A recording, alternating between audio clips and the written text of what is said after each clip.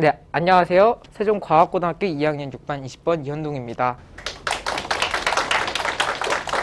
저는 이번 14회 수학체험전 학생 강연을 맞이하여 메소포타미아부터 코로나19까지 건축사적 관점에서 바라본 소재의 변화를 주제로 여러분들께 발표드리도록 하겠습니다. 먼저 이런 무대에서 여러분들과 생각을 나눠볼 수 있는 시간을 갖게 되어서 정말 영광이라고 생각합니다. 먼저 일단 제목이 너무 길고 난해했는데 제가 질문 하나를 드리도록 하겠습니다. 여러분들은 모든 예술품의 집합체가 무엇이라고 생각하시나요? 물론 모든 예술품은 각자 비교 불능한 가치가 있겠지만 저는 집합이라는 관점에서 볼 때, 그리고 우리의 모든 사회상을 반영한다는 관점에서 건축이라고 생각합니다. 물론 이 건축에 대해서 그 양식이나 아니면은 뭐 구조의 변화 등으로 살펴볼 수도 있는데, 오늘은 세종과학고등학교에서 이 강연을 준비하게 된 만큼 여러분들과 이 소재공학 분야에서 이 건축이 어떻게 변화했는지 여러분들과 살펴보도록 하겠습니다. 저는 아날트 대학 재료 및 디자인 교수인 마뉴엘 크레처의 건축재료 분류를 기준으로 여러분들과 그 건축재료의 적용과 접합 방식에 대한 설명을 드리도록 하겠습니다. 또 이를 통해 팬데믹 상황 속 스마트 재료와 디지털 재료를 통한 미래에 대한 제 발표자의 관점을 제시드리도록 하고, 마지막에는 우리가 이 소재공학 분야에서 갖는 과제와 그리고 제가 이 발표를 준비하면서 읽은 책을 소개하고 마치도록 하겠습니다. 먼저 마뉴엘 크레처의 건축재료사는 다음과 같이 분류가 됩니다. 선사시대 하시면은 무엇이 떠오르시나요? 네.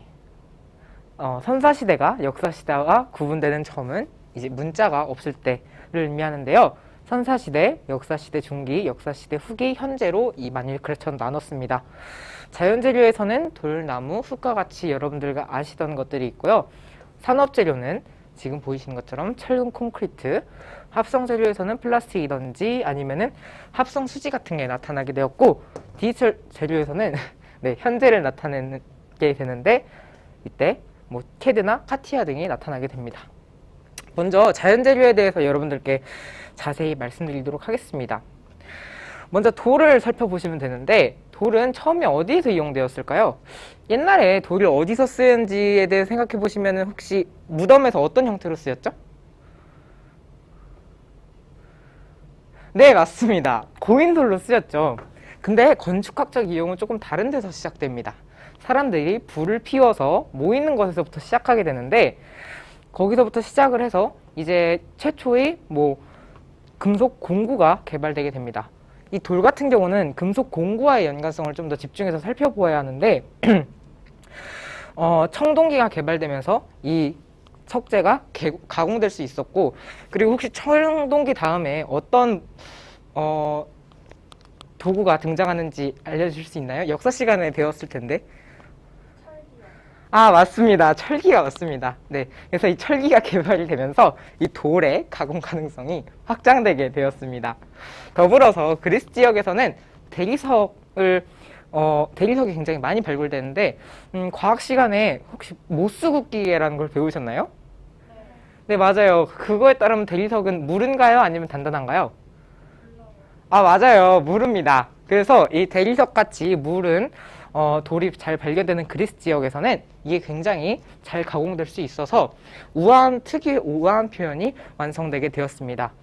그리고 돌은 이뿐만이 아닙니다.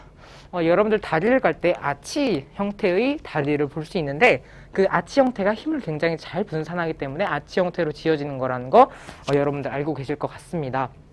이런 아치나 돔 등이 생기면서 대형 건축물이 가능하게 되었고, 이를 우린 조금 어려운 말로 아케이티드 시스템이라고 합니다. 이런 식으로 돌은 금속 공구와의 연관성에 대해서 집중해서 보시면 감사하겠습니다. 근데 아시겠지만 이 석재는 굉장히 채석과 운송이 어렵습니다. 그래서 석재 대신에 이제 나무가 좀 각광받기 시작합니다. 나무는 40만 년 전 테라 아마타론에서 막집 형태로 처음 이용되었고, 이것이 움집으로 발달했으며, 그리고 기원전 6천년 전경 긴집 롱하우스가 견고한 형태로 발견되게 되었습니다. 이런 나무 같은 경우는 석재에 비해서 운송이나 아니면 가공 측면에서 훨씬 더 수월하기 때문에 굉장히 많이 널리 이용되었습니다. 그래서 이 나무 같은 경우는 1900년대까지만 해도 우리나라 동아시아에서는 이 기와집이나 아니면 초가집 등의 형태에서 굉장히 많이 이용되게 되었습니다. 그런데 이 또한 화재에 취약하고 습기에 약하고 곰팡이가 잘 생긴다는 문제가 있었기 때문에 서양에서는 많이 오래가지 못했습니다. 그래서 여러분들 앉아 계시는 지금 책상이나 이런 게 원목 같아 보이시나요?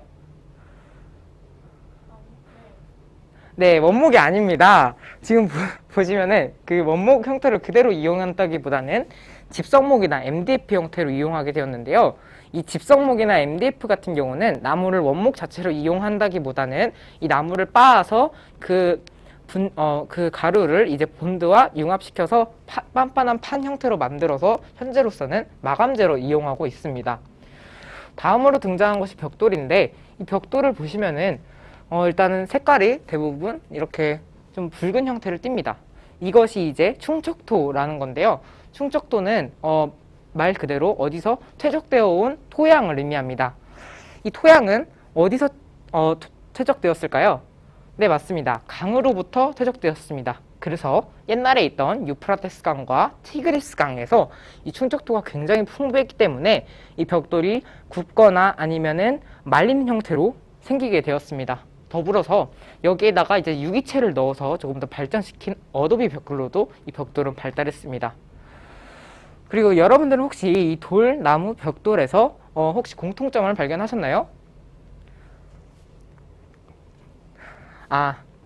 조금 어려운 것 같아요. 네, 맞아요. 이 돌, 나무, 벽돌은 사실은 지금은 우리 세종과학고등학교나 아니면은 여러분들의 집에서 좀 토대로, 구조재로 역할을 하고 있지 않습니다. 여러분들 살고 계시는 모든 건물들이 지금 철근 콘크리트로 대부분 되어 있을 텐데, 그치만 이 돌, 나무, 벽돌을 여러분들 집에서 보실 수 있어요. 어디서? 마감재로서 여러분 볼 수 있는 겁니다. 여러분들 집 안을 꾸밀 때 벽돌을 이용하기도 하고, 아니면은 바닥을 깔 때 나무를 이용하기도 하고, 그리고 어디 장식을 할 때 돌을 당연히 이용합니다. 이런 관점에서 저는 이 돌, 나무, 벽돌이 완전히 사라진 것이 아니라 마감재로서 그 역할이 승화되었다고 말씀드리고 싶습니다. 그리고 이 돌은 이제 이 그리스에서는 대리석이, 그리고 이 벽돌은 유프라테스 강과 티그리스 강에서 충척토라는 특수한 토양이 만들어낸 산물입니다.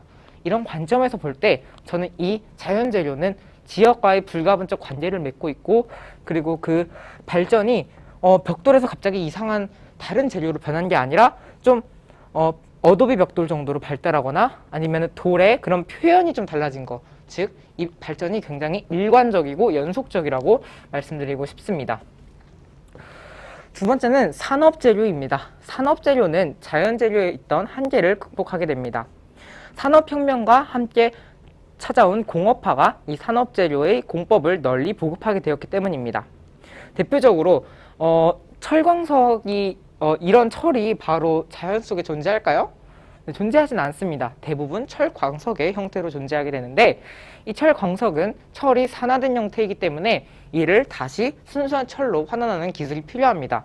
그것을 코크스 고루법이라고 하고, 이게 널리 보급되면서 널리 이용되게 되었고, 더불어서 헨리 베서머의 전로제강법, 지멘스 형제의 평로제강법 같은 철을 가공하는 기술들이 조금씩 발달하게 됩니다.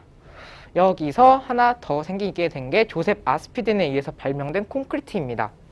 철과 콘크리트의 건축학적 역할을 좀 더 살펴보면, 철을 이제 콘크리트가 있는 가장자리에 배치하게 되는데, 그 이유가 철이 압축력이 강하고 콘크리트가 인장력이 강하기 때문입니다.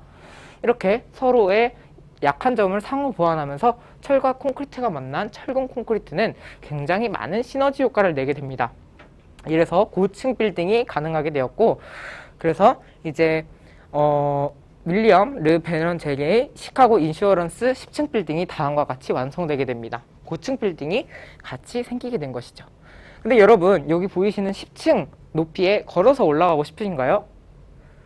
네, 아무도 아니실 겁니다. 그러면 이 10층까지 올라가기 위해서 뭐가 필요하죠? 맞아요, 엘리베이터가 필요합니다. 그래서 이때 엘리자 오티스가 엘리베이터라는 걸 발명을 합니다. 여러분들 지금 보고 계시는 오티스 엘리베이터와 오티스 엘리베이터의 그 창업 중입니다.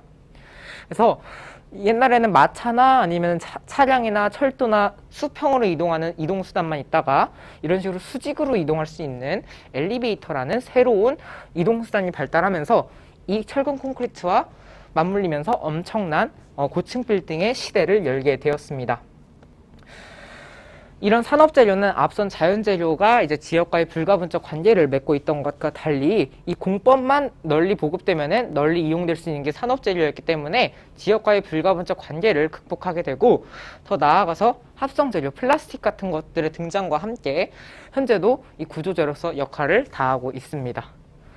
마지막으로 이제 건축재료에서 마지막으로 디지털 재료와 스마트 재료에 대해서 말씀드리도록 하겠습니다.